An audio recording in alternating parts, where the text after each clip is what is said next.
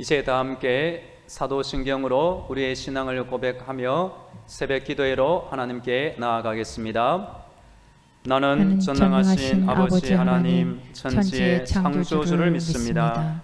나는 그의 유일하신 아들 우리 주 예수 그리스도를 믿습니다. 그는 성령으로 잉태되어 동정녀 마리아에게서 나시고 본디오 빌라도에게 고난을 받아 십자가에 못 박혀 죽으시고 장사된 지 사흘 만에 죽은 자 가운데서 다시 살아나셨으며 하늘에 오르시어 전능하신 아버지 하나님 우편에 앉아 계시다가 거기로부터 살아있는 자와 죽은 자를 심판하러 오십니다. 나는 성령을 믿으며 거룩한 공교회와 성도의 교제와 죄를 용서받는 것과 몸의 부활과 영생을 믿습니다. 아멘. 다 함께 찬송가 384장 나의 갈 길 다가도록 함께 찬양하겠습니다.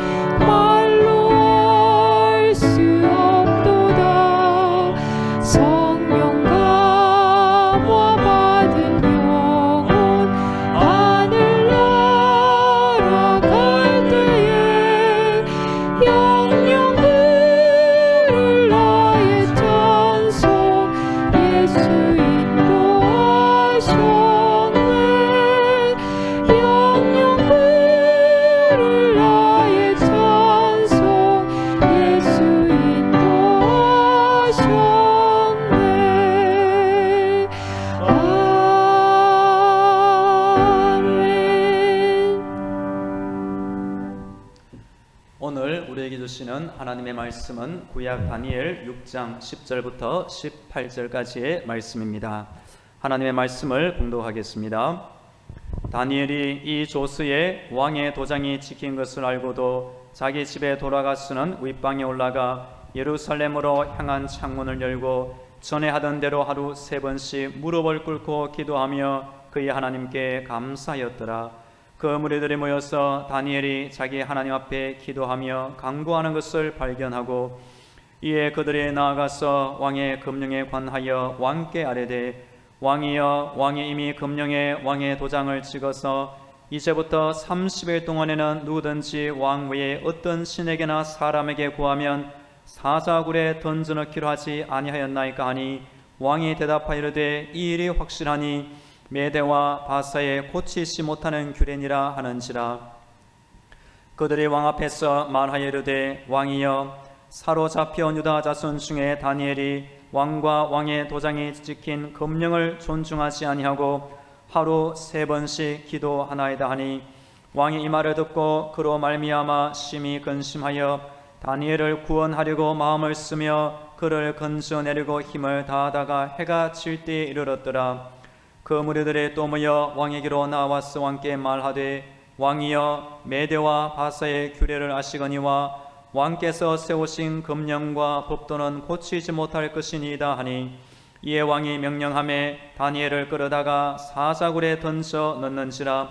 왕이 다니엘에게 이르되 내가 항상 숨기는 너희 하나님이 너를 구원하시리라 하니라. 이에 돌을 굴려다가 굴 어귀를 막음에 왕이 그의 도장과 귀족들의 도장으로 봉하였으니 이는 다니엘에 대한 조치를 고치지 못하게 하려 함이었더라. 왕이 궁에 돌아가시는 밤이 새도록 금식하고 그 앞에 오락을 거치고 잠자기를 마다하니라. 아멘.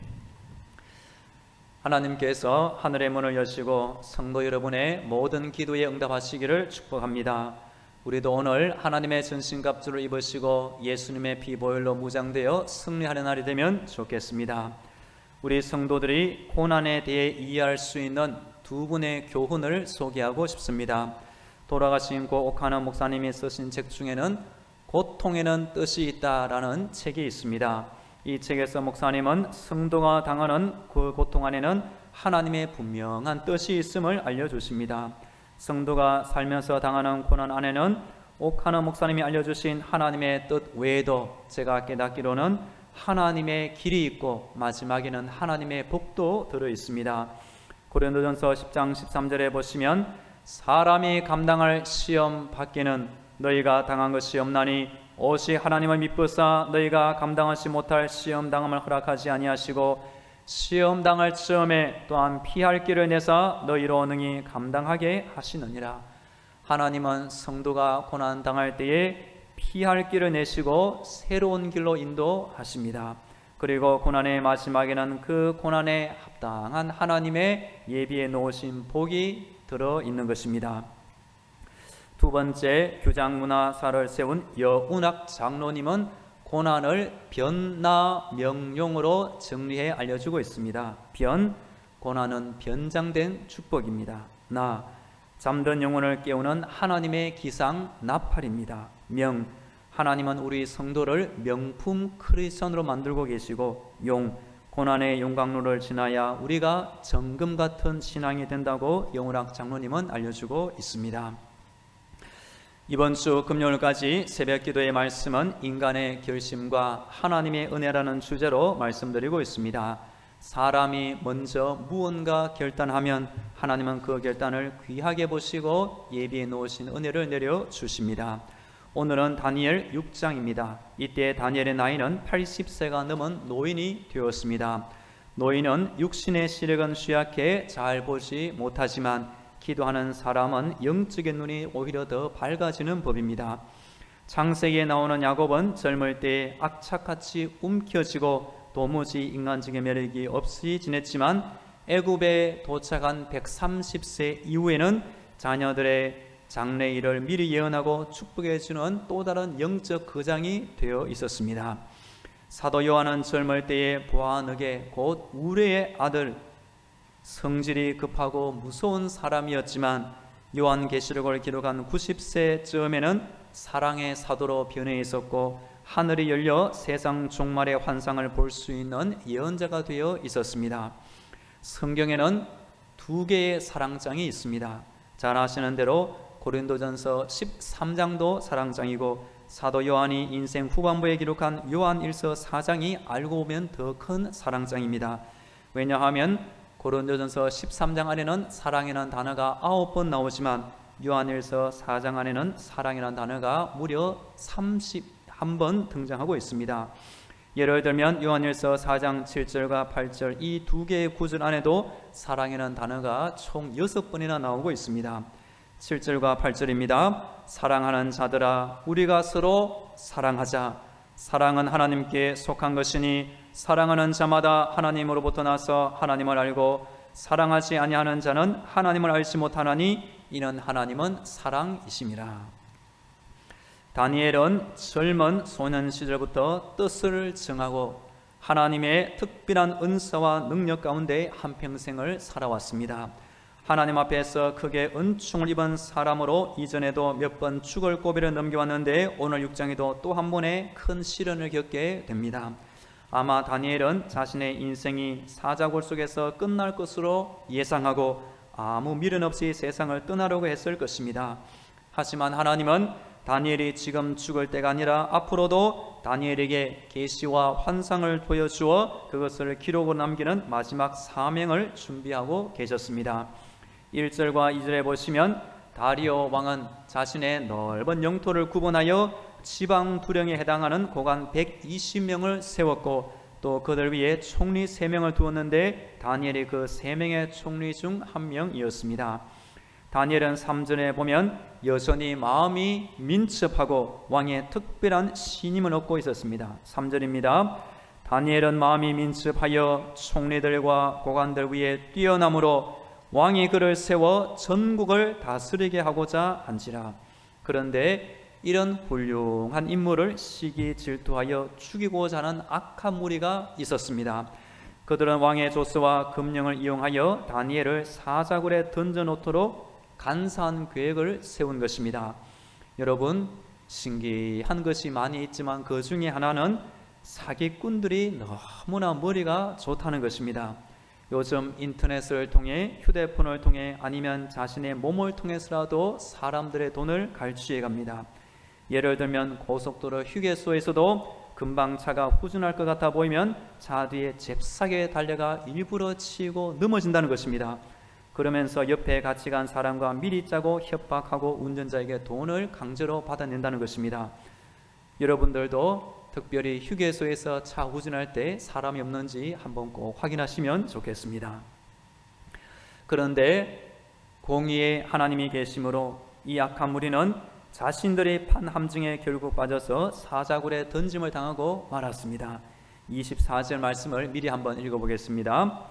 왕이 말하여 다니엘을 참수한 사람들을 끌어오게 하고 그들을 그들의 처자들과 함께 사자굴에 던져넣게 하였더니 그들이 굴 바닥에 닿기도 전에 사자들이 곧 그들을 움켜서 그 뼈까지도 부숴뜨렸더라. 여러분, 아예 악한 계획을 세우지도 말기 바랍니다. 시편 9편 15절에 보면 이방 나라들은 자기가 판 웅덩이에 빠지며 자기가 숨긴 그물에 자기 발이 걸렸도다. 사람은 심은 대로 거두게 됩니다. 우리 당정만한교회 성도님들은 만나는 모든 사람들에게 복음의 씨앗을 심으시고 축복의 씨앗을 오늘도 내일도 많이 심으시면 좋겠습니다. 그러면 때가 되어 하나님이 우리에게 복음의 열매와 축복의 열매를 거두게 하실 줄로 믿습니다. 10절에 보면 다니엘은 이 악한 도모를 다 알면서도 전에 하던 대로 하나님께 기도와 감사를 계속하였습니다. 우리 함께 10절 말씀을 읽어보겠습니다. 10절입니다. 시작. 다니엘이 이 조스에 왕의 도장이 찍힌 것을 알고도 자기 집에 돌아가서는 윗방에 올라가 예루살렘으로 향한 창문을 열고 전에 하던 대로 하루 3번씩 무릎을 꿇고 기도하며 그의 하나님께 감사하였더라. 전에 하던 대로, 이 말은 몸에 배어있는 습관을 뜻합니다. 여러분은 어떤 습관을 가지고 있습니까? 예수님의 습관 한 가지를 소개해 드립니다. 누가복음 22장 39절 밑에 보시면 예수께서 나가사 습관을 따라 감람산에 가심에 제자들도 따라 갔더니 그들을 떠나 무릎을 꿇고 기도하여 이르시되. 예수님의 습관은 시간 나면 감람산에 가셔서 무릎 꿇고 기도하는 것이었습니다. 여러분들도 기도하는 가운데 좋은 습관 한 가지, 두 가지를 꼭 가지시면 좋겠습니다. 세상에는 악한 것들이 너무 많이 있습니다. 나쁜 것 배우지 마시고 성경에 나오는 훌륭한 인물의 좋은 습관 하나 둘을 배워서 내 것으로 만드시면 좋겠습니다. 다니엘은 이 기도 습관 때문에 결국 사자굴에 던져지고 말았지만 하나님은 천사를 보내 다니엘을 보호하셨고 그 후에 왕은 다니엘을 참수한 악한 사람들을 끌어와서 사자굴에 던져 넣었습니다. 그리고 왕은 더욱 다니엘을 아끼고 온 나라 안에 조서를 내려 하나님을 높이는 글을 적게 되었습니다. 6장 마지막에 있는 26절 27절 말씀을 읽어보겠습니다. 내가 이제 조서를 내리노라. 내 나라 관할 아래에 있는 사람들은 다 다니엘이 하나님 앞에서 떨며 두려워할지니 그는 살아계시는 하나님이시요 영원히 변하지 않으시리시며 그의 나라는 멸망하지 아니할 것이요 그의 권세는 무궁할 것이며 그는 구원도 하시며 건져내기도 하시며 하늘에서든지 땅에서든지 이적과 기사를 행하시는 이로써 다니엘을 구원하여 사자 입에서 벗어나게 하셨음이라 하였더라. 아멘. 찰스 캐터링은 미국 GM 회사의 수석 기술자이며 미국의 기계 분야에서 최고의 권위자였습니다. 어느 날 기자가 그의 큰 손을 보고 물었습니다. 그 큰 손으로 하는 일 중에 가장 중요한 일은 무엇입니까? 그 기술자는 이렇게 대답하였습니다. 예, 이 두 손을 마주 잡고 아버지 하나님께 먼저 기도하는 것이 가장 중요한 일입니다. 우리 성도님들도 다니엘처럼 하루 3번 기도하는 습관을 가지면 좋겠습니다. 예수님께서 습관을 따라 감람산에 가셔서 기도하신 것처럼 우리 성도 여러분들도 기도의 장소를 꼭 가지면 좋겠습니다. 이제 다 함께 기도하겠습니다. 먼저 오늘 말씀에 기초하여 오늘도 하나님을 섬기는 믿음으로 살게 하시고 영적인 무장으로 승리하게 하옵소서. 다니엘처럼 예수님처럼 하나님을 섬기는 믿음 가운데 특별히 기도의 습관을 갖고 승리하게 하옵소서. 밥을 먹을 때나 길을 가면서도 잠자면서도 기도하게 하여 주옵소서. 다 함께 기도하겠습니다. 하나님 아버지, 오늘도 하나님을 의지하며 이 하루를 시작합니다. 나의 머리부터 발끝까지 하나님의 진실과 주님을 하여 주옵소서. 세상의 악한 생각과 유혹이 많은 가운데 예수님의 피 보혈로 나의 모든 것을 청결하게 씻어 주옵소서. 오늘 다니엘은 왕의 조서에 의인이 지킨 것을 알고도 죽을 줄을 알고도 기도를 포기하지 아니하고 바로 세 번째 하나님께 기도하며 감사였습니다. 사자굴에 던져졌지만 하나님께서 던져주시고 대신 악한 사람들을 심판하였습니다. 하나님 아버지, 우리도 기도하는 것을 포기하지 않게 하여 주옵소서. 예수님처럼 감람산에 가서 기도하신 것처럼 우리도 기도하는 습관이 있게 하여 주옵소서. 눈을 뜨며 기도하게 하시고 길을 가면서도 밥을 먹으면서도 기도하며 하나님의 은혜와 함께 이 땅을 살게 하여 주옵소서. 이어서 우리 교회와 성도들을 위하여 기도하겠습니다. 몸이 아픈 환자들, 어려움 당한 우리 성도들 다 하나님께서 고쳐주시고 해결하여 주옵소서. 이 어려운 코로나 시대에 우리의 가정과 직장과 사업도 하나님 은혜 가운데 강건하게 지켜달라고 다 함께 기도하겠습니다. 하나님 아버지, 하나님의 은혜를 간구합니다. 우리 충만한 교회 가운데 하나님께서 예비해 놓으신 선한 은혜와 축복을 크게 더하여 주옵소서. 하늘의 문을 활짝 열어 주옵소서. 동서남북 사방이 막혀있다 할지라도 위에는 하늘의 문이 활짝 열려서 모든 어려움과 불가능을 가능으로 바꾸시는 하나님의 능력과 함께 이 땅을 살게 하여 주옵소서. 우리 성도들 중에 몸이 아픈 환자들이 있습니다. 하나님 속히 고쳐 주옵소서. 강건케 하여 주옵소서. 이 어려운 코로나 시대에 우리의 가정을 지켜주시고 직장과 사업들을 강하고 강건함으로 지켜주시옵소서. 어서 속히 코로나가 종식되게 하여 주시고 하나님의 은혜 가운데 모든 성도들이 이 자리에 모여 예배드린 날에 속히 오게 하여 주시옵소서. 오늘도 하나님을 의지하는 가운데 주의 힘을 얻고 그 마음에 시련에 들어가 있는 자는 복이 있는 하시므로 오늘도 우리 교회 모든 성도들이 하나님을 섬기는 복받은 자의 심령을 이 땅에 살게 하여 주옵소서. 우리의 생명을 인도하시고 보호하시는 하나님, 너희 염려를 다 주께 맡기라. 이는 그가 너희를 돌보심이라. 힘든 코로나 시대이지만 하나님을 찾고 의지하는 우리의 믿음은 갑절로 자라게 하여 주옵소서. 아멘. 다니엘이 악한 사람들의 계획을 알면서도 기도의 습관을 포기하지 않고 믿음을 지킨 것을 본받기 원합니다. 우리 성도들도 다니엘처럼 예수님처럼 기도하면서 이 땅의 인생을 살게 하옵소서. 아멘. 우리나라를 붙들어 주시고 안전한 나라, 평안한 나라가 되게 하여 주옵소서. 아멘. 오늘도 모든 성도들의 심령과 가정과 자녀와 직장과 사업들을 능력의 팔로 보호하여 주옵소서. 아멘.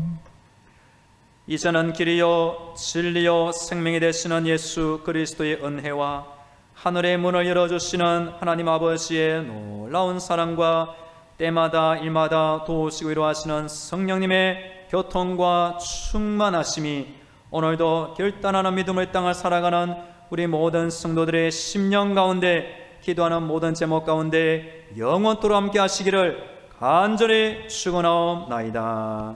아멘.